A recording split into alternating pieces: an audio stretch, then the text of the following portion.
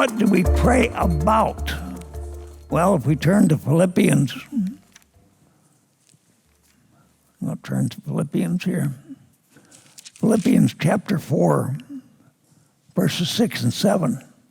Do not worry at all. Don't be too overly concerned about what's going on in the world. All these bombings and riots and demonstrations, everything. All right? Do not worry at all, but in every matter, by prayer and petition with thanksgiving, let your requests be made known to Elohim. And the peace of Elohim, which surpasses all understanding, shall guard your hearts and minds through Messiah Yeshua. It's vital, it's critical in this day and age with all this nonsense going on in the world to guard our hearts and our minds.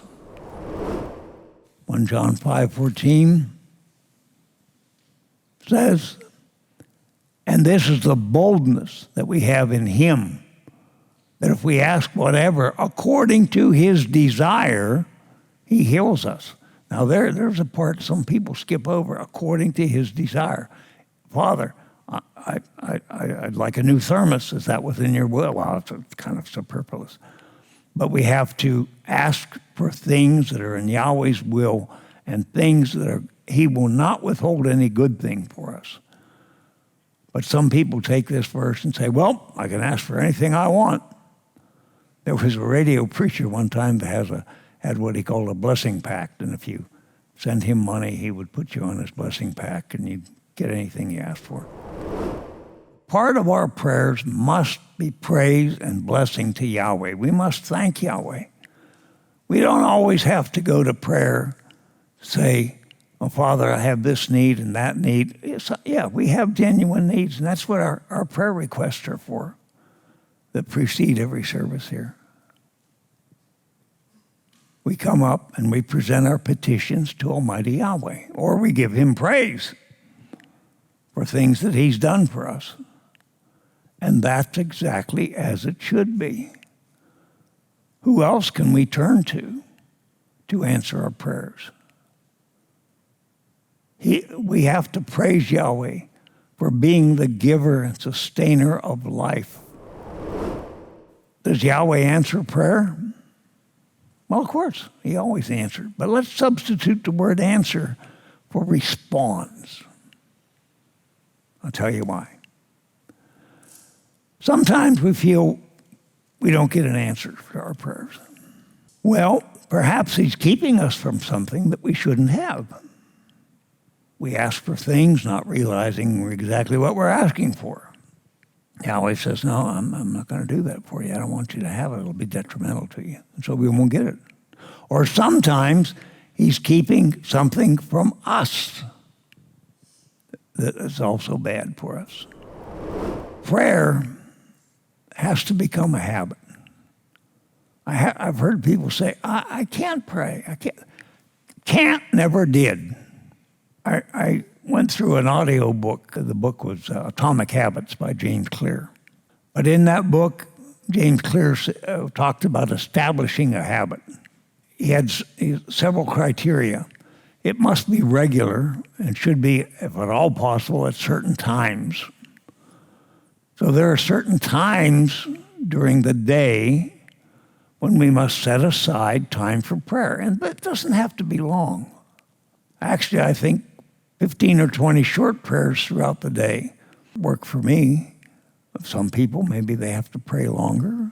But there's no time limit. But the important thing is that we establish a habit. I had somebody come up. How can you deny your kids to celebrate Christmas? How can you deny them the joy of Christmas? And they made me sound like I was some kind of evil ogre because I taught my kids that there's no Christmas. Actually, the first 4 children I had never grew up knowing Christmas. But my mother, may she rest in peace, I love her. I hope to see her in the millennial reign. When she was alive, my oldest daughter, Judy, was, I think, about 3 years old, something like that. And my mother got a little dig in. She says, well, Judy, what do you want Santa to bring you for Christmas? And I remember Judy put her hands on her hips and she said, Grandma, I'm surprised at your age you still believe in Santa Claus? Huh? But there's another aspect to prayer too. And that other aspect is meditation. And this is what we covered earlier about hearing the voice of Yahweh. When we're alone and we're isolating ourselves and we're just praying, whether it's for 3 or 4 minutes, 10 minutes, 15 minutes, half an hour, whatever it is, then just take a little time just to sit there and say nothing. And thoughts will come into your mind if you're in the right frame of mind, the right attitude. And these thoughts that come in are Yahweh's answer. The other thing that can distract us, though, is our frame of mind. If you're upset, if you're angry, if you're depressed, if you've just had an argument with someone, don't fall in the trap, I can't pray. That's when you need to pray. What if you've inadvertently committed a Torah violation, some type of sin? You say, oh, I can't pray, I've sinned. No, that's when you need to pray. Some people believe in having a prayer closet. We knew a guy in Pennsylvania who had a kind of large walk-in closet. He hung his clothes somewhere else. And he put a chair in that closet, and you go in and close the door. And he said, this is my prayer closet. I pray. Well, that's nice. It worked for him. And some people use the talit as a prayer closet.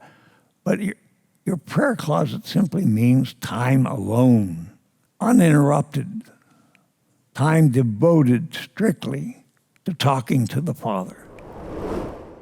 When we don't know what to pray for or don't know how to address our prayers, we should just sit quietly. And I've gone, maybe that's the Spirit groaning and uttering.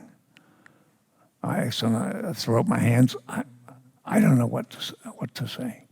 And I've had some situations recently in my own family. I don't know really what to pray for. So I just say, I'm putting them in your hands.